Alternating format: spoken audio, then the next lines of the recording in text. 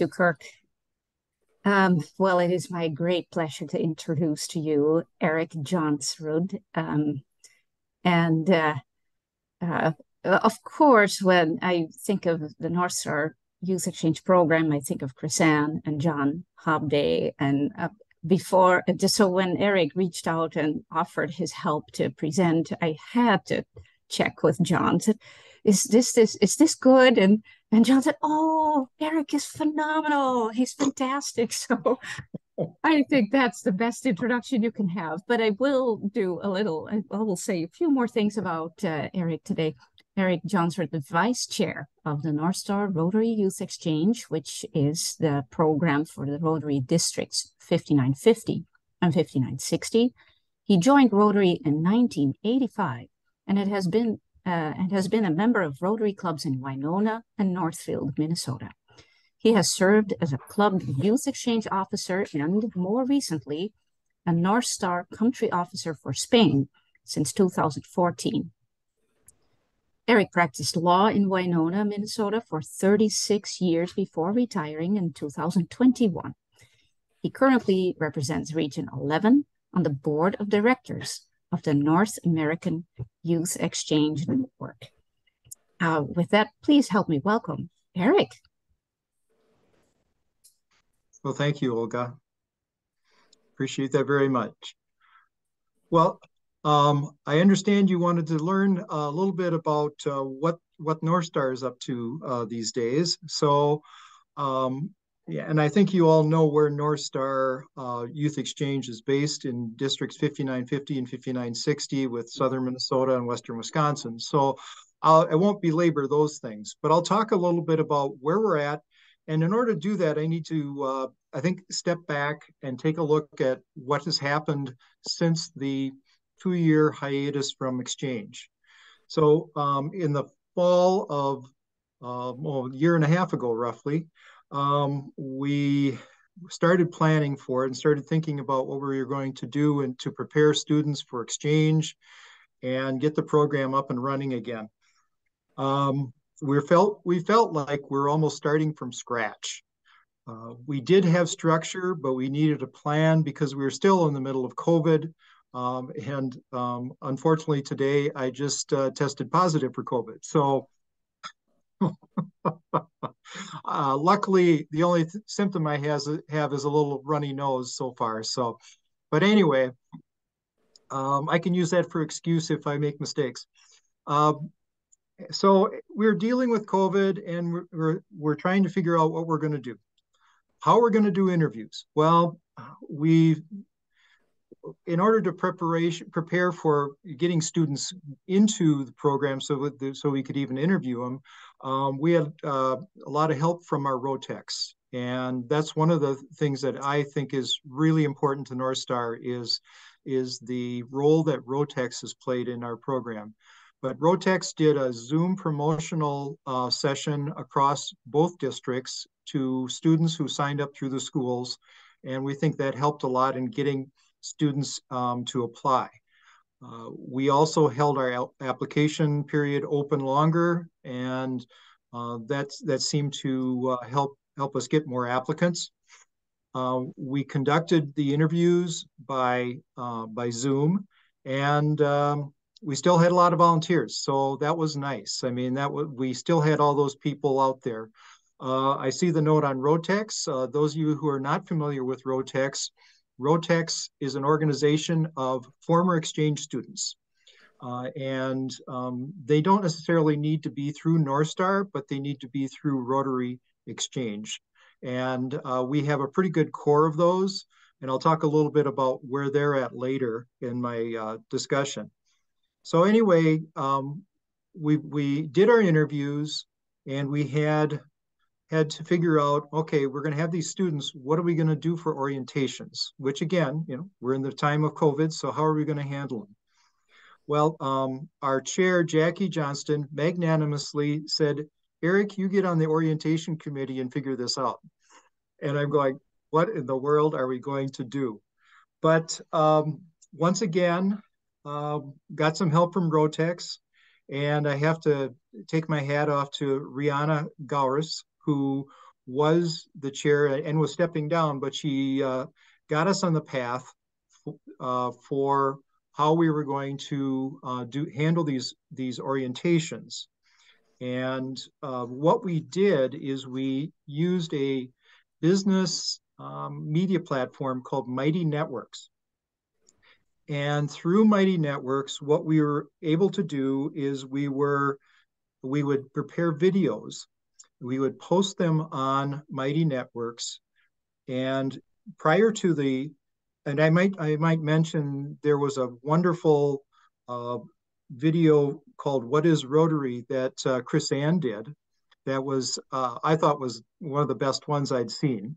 So, but no, it was great. It really was it was perfect for what we needed because it was the opening video, and it's something it really explained what Rotary was to the students and the parents, because the parents need to know and they need to develop some trust for Rotary. So anyway, we set up a plan. We were going to post videos to Mighty Networks prior to the orientation sessions, and the students and parents were required to watch these videos before the orientations. The nice thing about Mighty Networks is you can track if the students and parents watch these videos. So the country officers would get reports, usually before the orientation, that says, oh, this student watched it, or this student has watched all of them. So you could remind the students to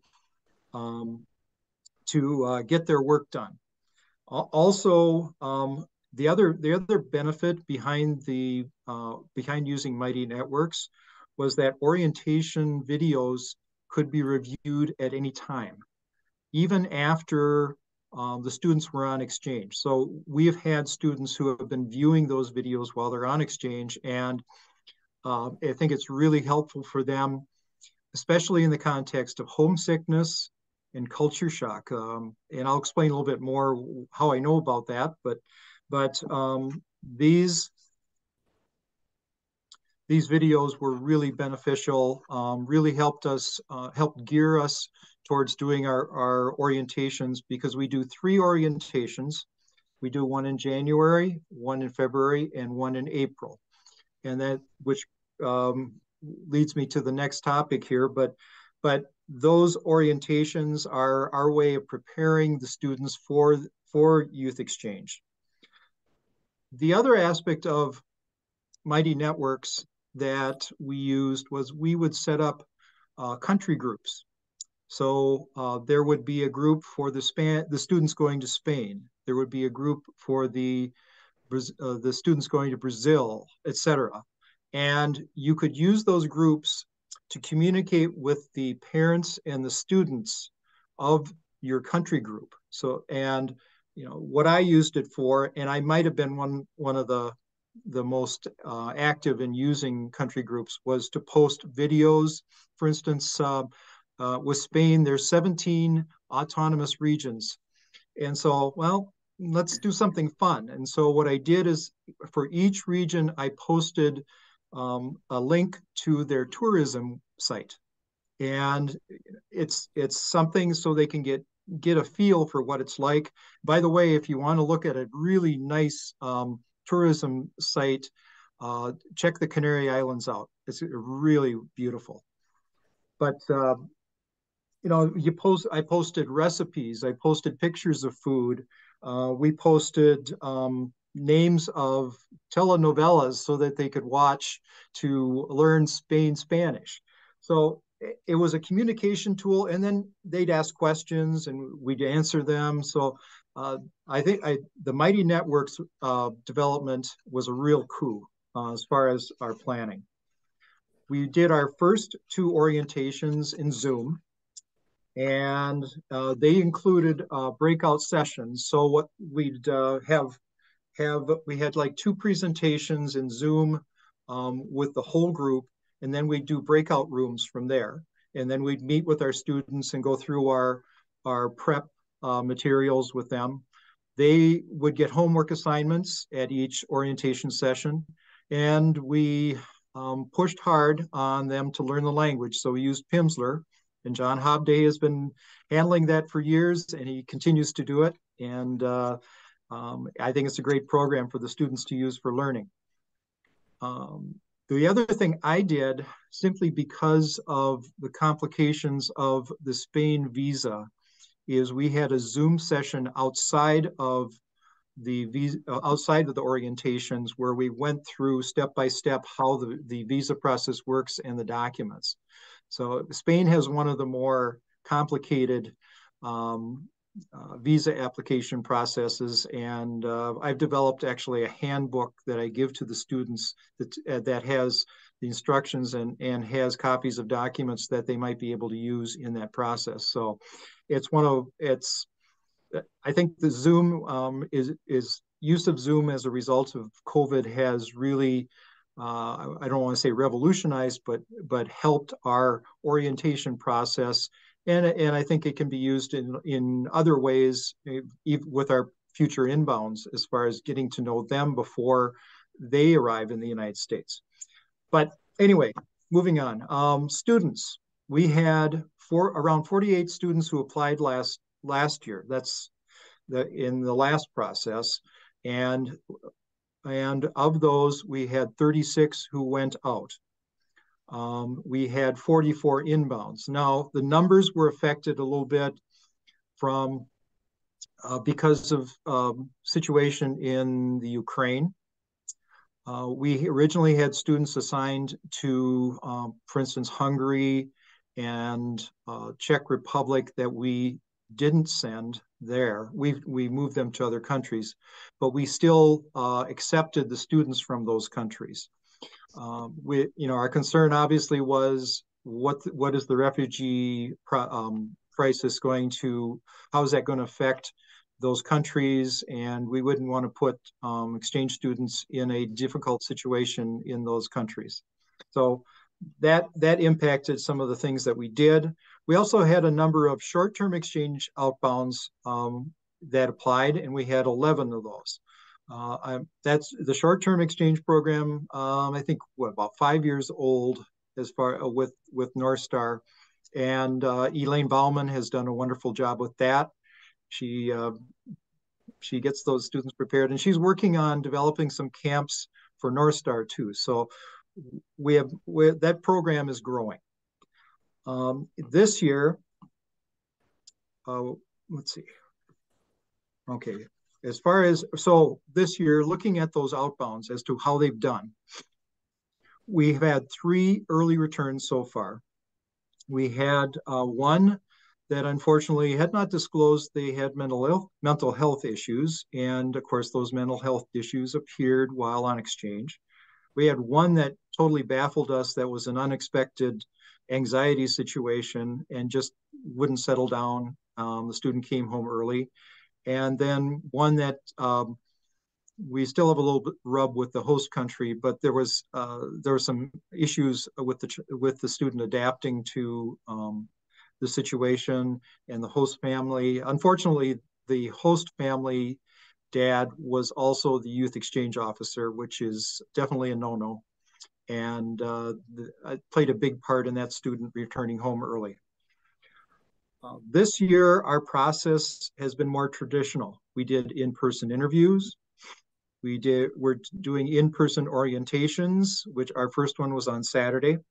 We still use Mighty Networks because that frees us up, gives us some flexibility. And of course, Chris Ann's video is the first one on the list. So it's one of those classics. And then I still think I'm going to be using Zoom meeting to cover visa issues and any other things that come up. As far as numbers, the numbers have been down. We only had 35 applicants this year. And we interviewed all those and we accepted all those. This is consistent with what we're seeing across the US and in some other countries where applications are 50 to 60% of what we would deem to be normal numbers for applicants. I think partially it's still COVID carryover. I think the other thing is Rotary Exchange students haven't been in the schools for 2 years. And I think that makes a difference when you're not rubbing shoulders with exchange students. You don't think about, oh, gee, maybe I should go on exchange. So we're looking to that number increasing as time goes on. We are seeing some other things, though. We're seeing more students with mental health issues, and I think that goes with the schools. I think that's partly a result of COVID. I've seen there's a Stanford study out there that talks about issues that students are showing in the schools. And I think those issues continue to be a concern for any exchange program. And then the other issue, not necessarily a bad issue, is just one we have to deal with, and that's gender identity. And that can complicate placements on exchange. There are some countries that won't even consider it. There are others that are very accepting. So we just have to be cognizant of what the countries are doing with regard to LGBTQI and students. So looking back from last year, and what did we learn from our experience last year, and what are we learning now? But we did a mid-year survey of students and parents, and it confirmed some things for us, and then it also raised some things that I think we need to address. One is the students and the parents seem to comment that the topics we're presenting are good. For instance, homesickness, culture shock, covering those things. They are very appreciative of that, and they are using Mighty Networks to review those and when they need some help or to reinforce some of their ideas. The importance of learning the language is a factor here, and the students say it. They say, I wish I'd spent more time learning Pimsleur, or I'm glad you harassed me about learning learning the language. So that's, and I'm telling my students, my Spanish students, that learning the language, get to know Spain Spanish. You probably have, there's a couple that have some pretty strong background in Spanish, but it's Latin American Spanish. I said, it's going to be different. It's going to be different. I remember when my daughter went to Spain in 2013, 2014, she got there and thought she knew Spanish, and she just kind of shook her head. Luckily, her first host family worked with her learning Spain Spanish, so she has done quite well since then and is fluent in Spanish. One thing we heard was students don't like learning about, my battery's running low here. I might have to quick run up and get my cord in a minute here. But students don't like learning about insurance. Surprise. Adults don't like learning about insurance. So no, that was a comment that was common among responses in the survey. And parents and students talked about needing more help with visa processes. They also they want to hear more from the Rotex relating their experiences, and they feel that they're extremely meaningful to the parents and the students. So that rolls right into my comments about the importance of Rotex in this process. We also feel that the in-person contact during interview and orientation process is a must in evaluating students. The Zoom interviews, we might have caught some things that we would have caught in an in-person interview. And then training of volunteers, even experienced ones like myself. That's got to be a priority. We came out of 2 years of not doing exchange, so we're rusty. So we need to go over some things, and we need to cover some of the changes. So I've got a few more comments, but I'm going to quick run up and get my cord so I don't run out of power here. Excuse me. Sounds good. Yes. Thank you. So, Chris Ann, I would love to see that video you've made. I don't know if you Me can send the too. club the link. Me too. It was really basic because I wanted people who have no idea what Rotary is to learn a little something. I just looked for it now when Eric was speaking. I couldn't find it. So I wonder if you could send it to me and I can at least keep it. Yeah. Yeah, it was pretty basic. So, I have a background in behavioral interviewing. Do you think those skills would be helpful for that team? Yes. Yeah. Okay. The interviews are always in the fall, like November-ish, October, Mhm. November-ish. And they start looking for volunteers like late summer. And Okay. they do some kind of prepping. We used to do more of a formal training, and then it just got to be like, no, people weren't coming, weren't showing up. It would be really helpful. Maybe that can be a Zoom training. Okay. I think being in recruiting almost all of my adult life as part of my professional, I understand the importance of an interview process and structure, and behavioral interviewing is something people usually leave out, and that can really help with maybe things like we're talking about. Yeah, and we had set questions that we adjusted over time, but you might want to look at those questions and then, let the volunteers Yeah. understand what to look for. Well, it's a probing process. You don't just ask a question, you probe for more information based on their responses. For But we sure. can talk about that offline. That would be really fun. That's for Eric, you're going to want to connect with Sandy here. Okay. Okay. Great. Getting back to where I was. So we have lots of challenges. And I think one of the biggest ones right now is marketing the program. And it's multiple facets. It's marketing to districts, to the two districts. It's marketing to the clubs. It's marketing to the schools and the families and the students. So what's happened, and I'll talk about what we're doing in just a minute, but the other things are giving support to clubs, because a lot of clubs are struggling right now. It's supporting outbounds and inbounds with mental health issues. It's getting and training volunteers in youth exchange roles, like country officers and youth exchange officers. And it's keeping Rotex involved and moving them into volunteer positions. And it's, again, another issue with Rotex is helping them through this 2-year lag time. So, so those are the issues that I'm seeing right now that are going to be a big challenge to us in the future. And so, being the chair starting in July, I have some ideas. Now, whether I can get them all done is another matter. But after we're going to be putting together a marketing committee to develop a marketing strategy, and may end up even hiring an advisor for marketing, so we can address all these different items and develop and try to do a multi-pronged approach to this. We have a club support team for youth exchange officers.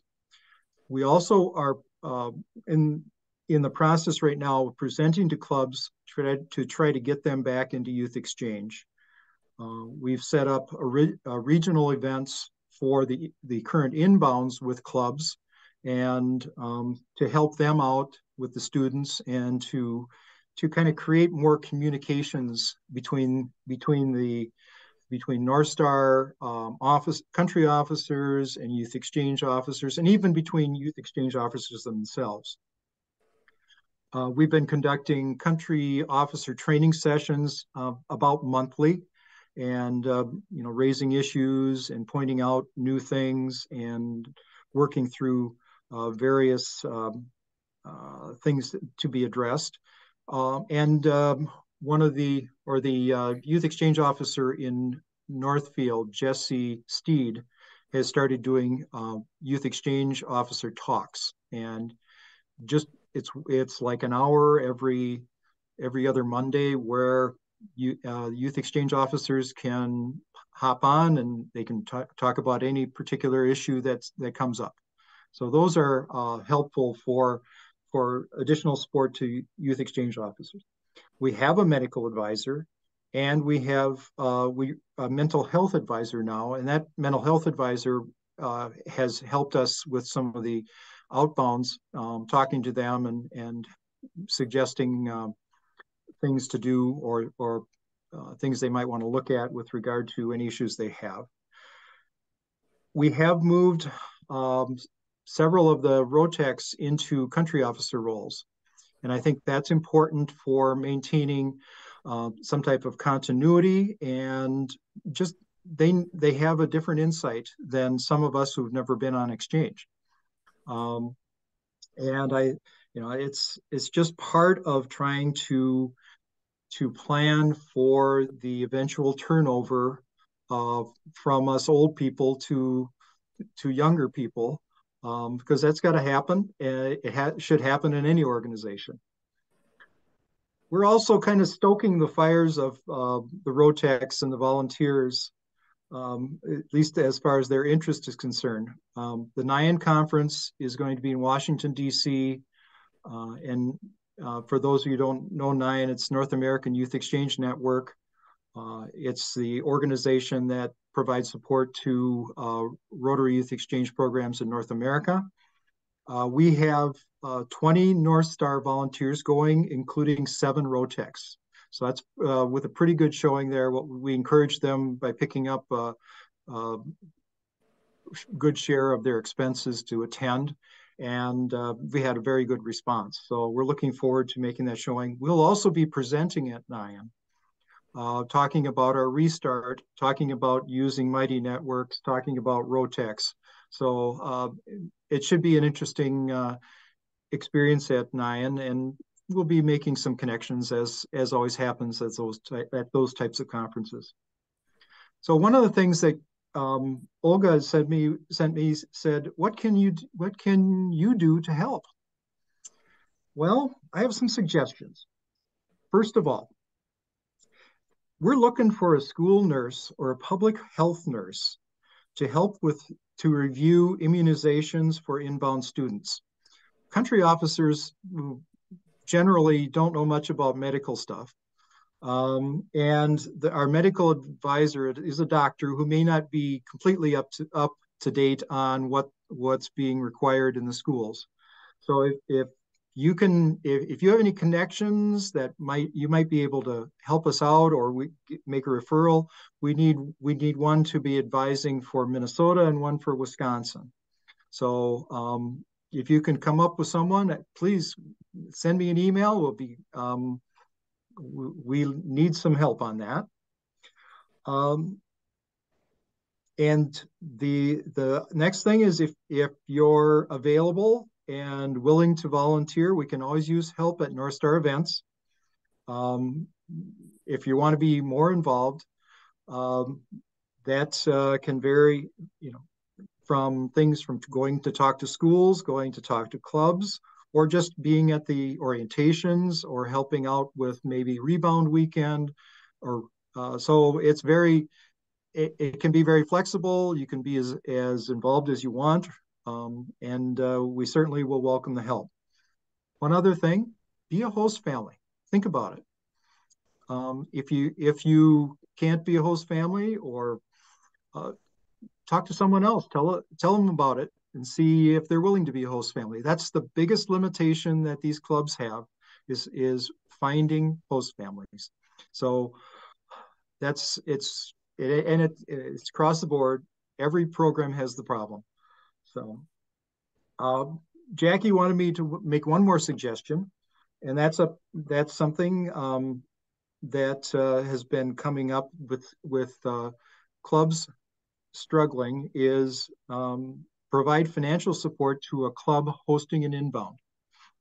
Now I go, well, you're going to say, well, how much is that? Well, the answer is about $2,500 a year. So if that's in your wheelhouse, we'd be certainly happy to hear about it. And I know there are clubs out there who would be willing to consider hosting an inbound student if they can get some help with the cost. So that's what I have today, and I'm open for questions. Thank you so much, Eric. Go ahead, Chris Ann. Go ahead. I'm so happy, you guys. You don't know Eric. He's been volunteering with North Star Youth Exchange for a million billion years. And I'm so happy that you're vice chair and you're going to be chair. And it's just the program's in great hands. I feel so good about that. Well, thank you. Thank you very much. Yeah. So I saw a question. How long are the programs? You said there's like one program and then there's a short program. Okay. The long-term program is basically a school year. And most of the time it runs from mid-August until mid-June, late June. And that's basically they go to school in another country. The short term can be flexible. One part of the short term is a student to or family to family exchange is what I really mean to say on that one, where a student in the United States travels to and stays with a family in another country, and then the son or daughter in that family comes back to the U.S. with that student and stays with the family in the U.S. That's the classic short-term exchange, and those are usually in the summer and approximately 4 to 5 weeks long each. Then there are camps, language camps that are out there, and I think those typically are a couple of weeks long. There are some other camps that Europe is really big on camps, and they do those in the summer. I'm not totally up to speed on all the availability of camps. I know that at one point Elaine Bauman was working on a medical camp where students would come to Minnesota, go to Mayo Clinic for a day and go around and visit medical facilities, things like that. So it can be very flexible and can be on many different subjects. And then what are the costs associated for the individual wanting to travel and the family wanting to accept? Okay, as far as on the short term or the long term? Both. Okay. For the long-term exchange program, the cost is $7,000. That's their fee. That covers the airfare, that covers the insurance for the student, and that also covers the orientations. It covers their blazer, the classic blue blazer that the exchange students all have. And then in the country where they go, then the club that's hosting them would give them, well, it varies from place to place, but what I'm seeing is about 100 euros, for instance, for the your EU, and then elsewhere I think it's about $100 roughly equivalent. The host family, basically hosts the student and treats them like a family member, and they stay with 3 families ideally, sometimes 2, sometimes rarely 1, at least we hope rarely 1, and they just treat them as a member of the family. They don't have to pick up extraordinary expenses, but they would provide food and lodging definitely at a minimum. So can you clarify that? My thing cut out. When a student comes or goes, they typically stay with 3 families during their stay? Mm-hmm. Yep. I'd say that's pretty much the rule in North Star, but it can vary from country to country. What I see in Spain, when I've dealt with them, sometimes there'll be 3, sometimes there'll be 2. On less, like I said, rare instance, there might be 1 host family. So it varies a bit. Thank you. Mm-hmm. Eric, how does my background? I've not been involved with that. Gail hosted somebody before we got together. I worked with a teacher exchange when we were in Wichita, and we worked with Panama and Argentina.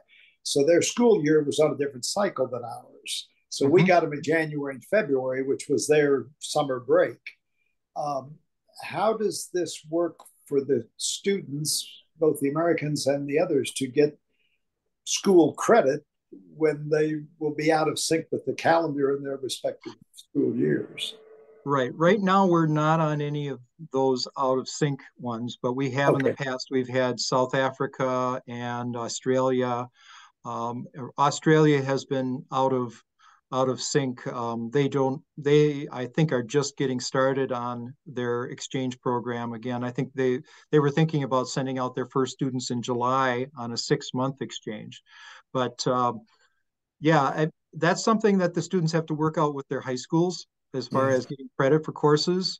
And that's the same no matter what. I mean, if they go to Spain, which is the same school calendar year as us, they still have to work with their club counselors as far as getting credit.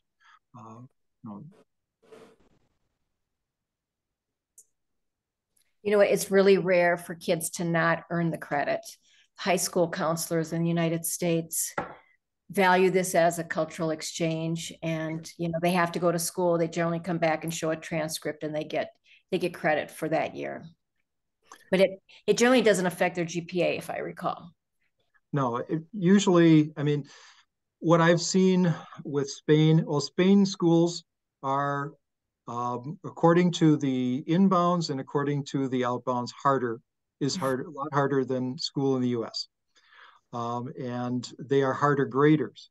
But that being said, if you're an exchange student in Spain and you're taking a class, a teacher is going to have a lower expectation because the teacher knows you're operating in a language that isn't your own. And I think most of the students do pass fail, and I know they get credit for those.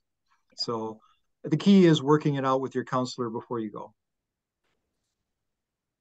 Eric, Yes, do they still do accept students to do what you would call gap year, to go after high school to get abroad? That's what I did with Japan. So Yep, that's what my daughter did too. She was a gap year student, and that can vary from country to country. Some countries don't want older students. Some countries will say, sure, we'll take them. Brazil will take older students. Spain sometimes won't want older students. The biggest concern Spain has about taking older students is they say they want to party all the time and that they won't follow the rules. And I'm going, I say, well, if they don't follow the rules, send them home. Right. So what are the ages for a youth exchange? The general ages for youth exchange, the lowest age would be 15, and depending where you go, 19 would be the tops. And in the U.S., students coming in would be 15 for the bottom limit, and the top limit would be 18.6, and that's set by the State Department.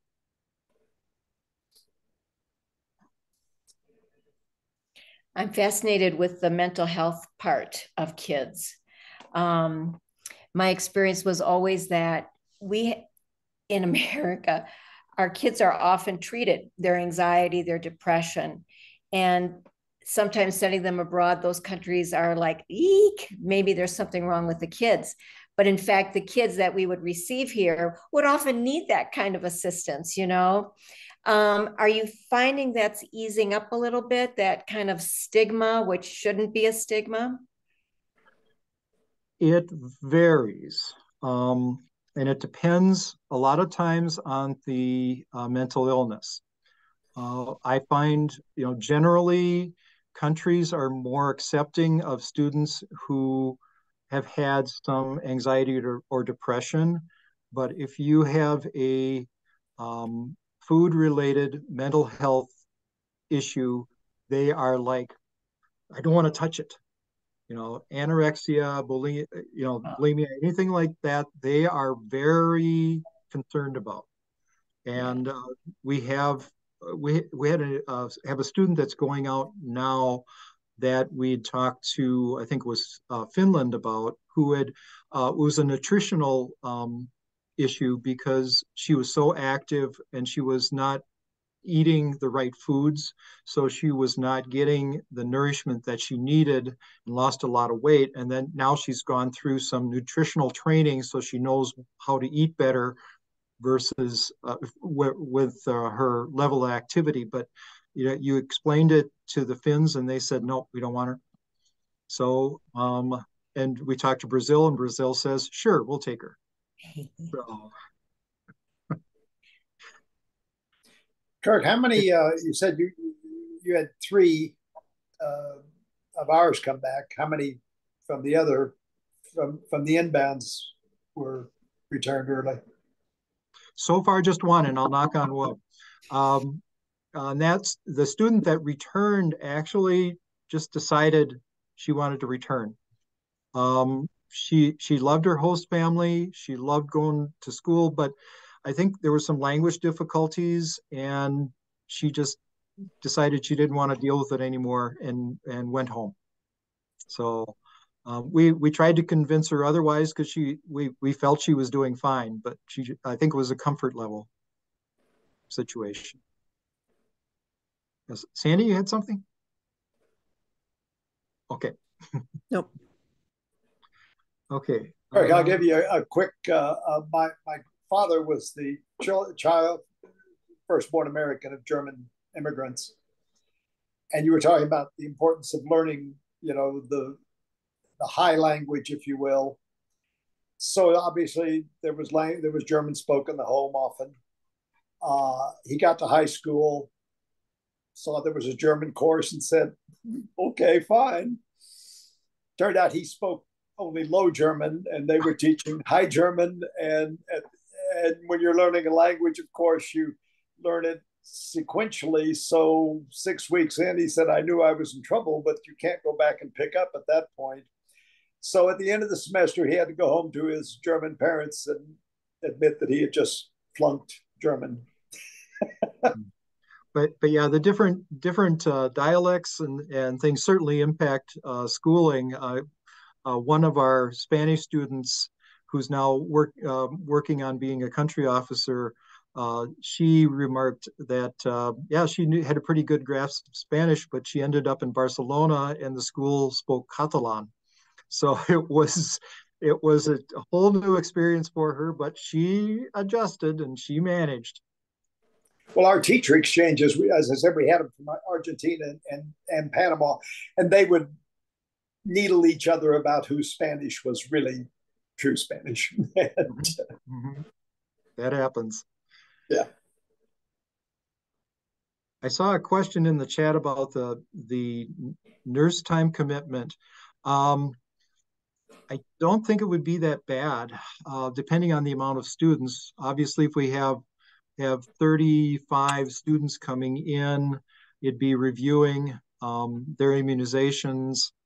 And some of those are going to be in Wisconsin. Some of those are going to be placed in Minnesota. So I would guess the Wisconsin placements might be less than the Minnesota.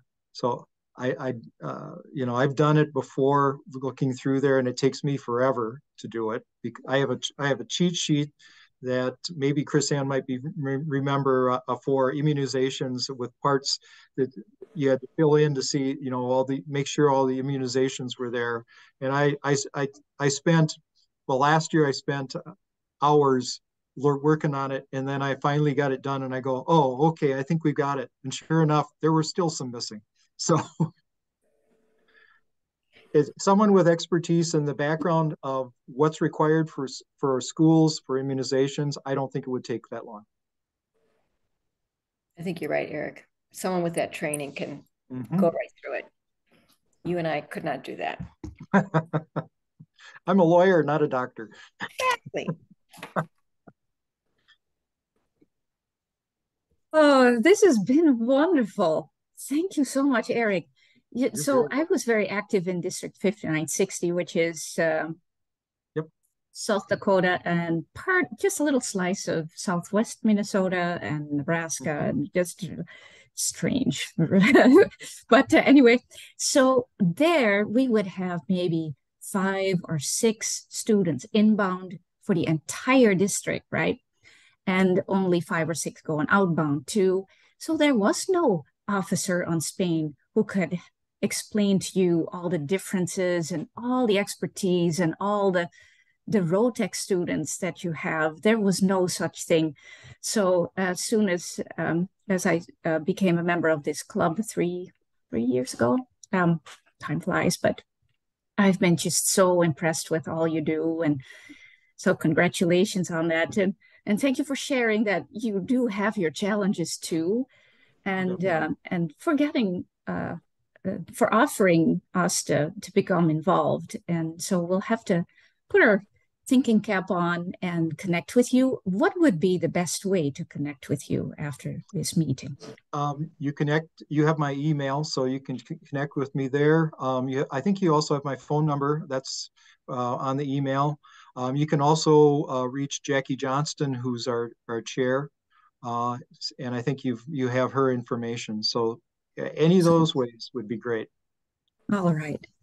So how about I share that with the club per email, so everyone has it, and you can start thinking about, or maybe you already have ideas bubbling up, but especially if you sleep a night over it, right? Then suddenly we come up with the best ideas. So to help you out, but really, really appreciate all you do. I'll have to think about how I can help with anything online, since I'm not residing in Minnesota at the moment, but there are many ways I can help. And my husband speaks Spanish as his native tongue, so not from Spain, but one of his best friends is from Spain. We can do the right? There you go. So, and I have to apologize because I said, oh, Canary Islands right next door. And I thought, is that really true? It's still 800 miles away from the Azores. Yep. So it'd be a long swim. But thank you so much. And I have a habit of sharing my screen and wrapping it up with a quote. And in this case, there was no other quote than this by Carl Wilhelm Stenhammar. And you've seen it before. I think some of our presenters have used it too. My dream is for every 17-year-old to become a youth exchange student. If we could achieve this, there would be no more wars. And Stenhammar was a president of Rotary International in 2004, 2005. How does that sound? That's wonderful. Yeah. That's perfect. Wouldn't that be wonderful? Thank you again, Eric. Thank you so much, Eric. You're very welcome. Thank you for the opportunity to do this. I appreciate it.